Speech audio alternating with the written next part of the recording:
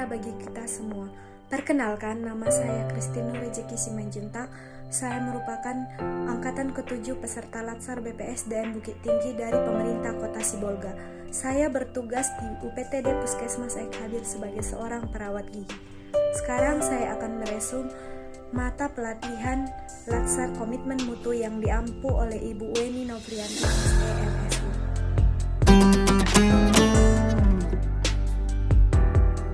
Berdasarkan LAN RI nomor 12 tahun 2018 tentang pelatihan dasar CPNS, materi pembelajaran komitmen mutu ini memfasilitasi pembentukan nilai-nilai dasar komitmen mutu pada ASN sehingga terwujud ASN yang efektivitas, efisien, inovasi, dan berkomitmen mutu. Sebagai seorang ASN, tentunya aturan perlu dikedepankan. Namun di dalam batasan aturan-aturan regulasi tersebut, terdapat ruang bagi para ASN untuk bertindak kreatif, inovatif, yang semuanya berujung adalah untuk mempercepat pelayanan publik, untuk menyelesaikan permasalahan yang dihadapi oleh masyarakat, yang juga untuk meningkatkan kesejahteraan masyarakat. Pada dasarnya, banyak persoalan yang timbul di masyarakat. Hal itulah yang menjadi dasar bagi kita ASN untuk menemukan ide, inovasi yang luar biasa yang kemudian nantinya mengembangkannya menjadi satu kegiatan ASN. Kita lihat di negara kita Indonesia, sudah banyak yang menjadi perhatian seperti dalam pengurusan identitas diri, pelayanan kesehatan, pelayanan pendidikan, dan berbagai pelayanan lainnya yang berhubungan dengan pelayanan publik. Hal inilah yang menjadi perhatian bagi kita bersama. Surat menyurat yang menjadi persoalan adalah lamban dan diberbelit-belit.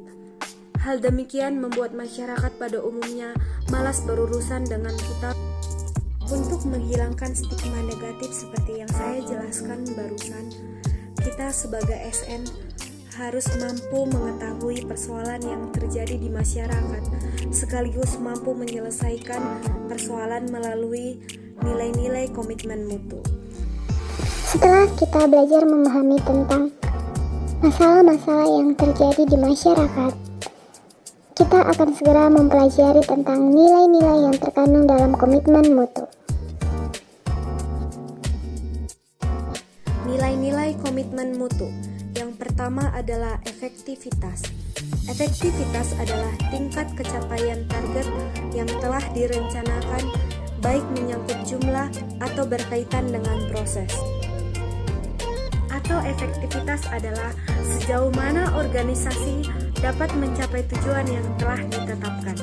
Efektivitas diukur dari performance dalam mencapai target, kualitas dan kuantitas yang dihasilkan, ketepatan waktu, alokasi sumber daya, serta terpenuhi kebutuhan pelanggan atau customer, atau yang dapat juga disebut sebagai kepuasan masyarakat.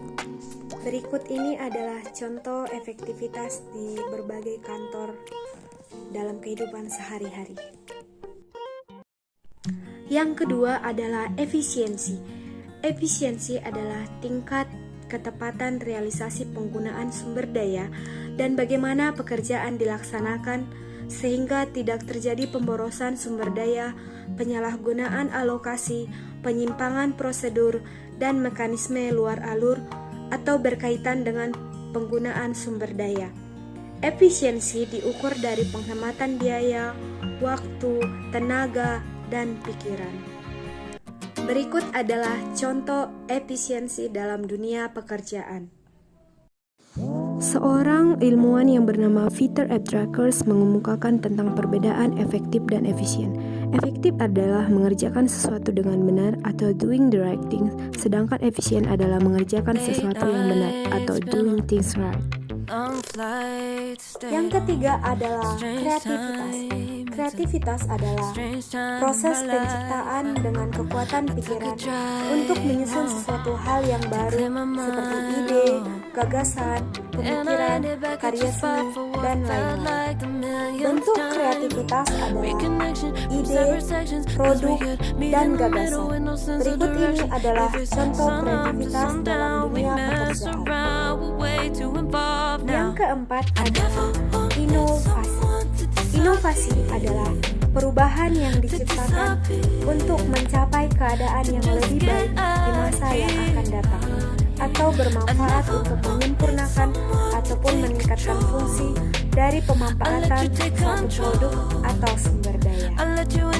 Berikut adalah contoh-contoh dari inovasi dalam kehidupan sehari-hari atau dalam dunia pekerjaan. Yang kelima adalah berorientasi pada mutu.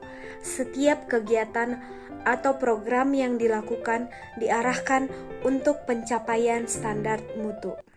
Standar mutu pelayanan institusi pemerintah terbagi atas dua. Yang pertama adalah producer view dan yang kedua adalah consumer view. Demikian resume mata pelatihan komitmen mutu yang diampu oleh Ibu Weni Nurlianti. Saya berharap kita sebagai ASN mampu mengaktualisasikan nilai-nilai dasar komitmen mutu dalam kehidupan sehari-hari dan dalam dunia pekerjaan kita sebagai pelayan publik. Di akhir kata saya mengucapkan banyak terima kasih.